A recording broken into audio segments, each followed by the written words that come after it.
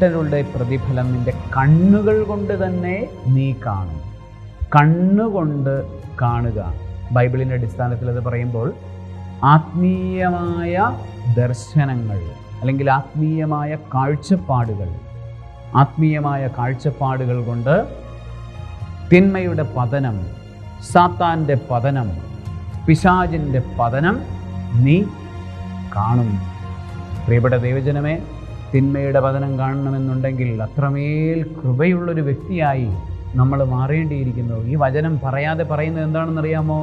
നമ്മളെ അത്രമേൽ വലിയ കൃപയുള്ളൊരു വ്യക്തിയാക്കി നമ്മളെ അവിടെ നിന്ന് മാറ്റുമെന്ന്.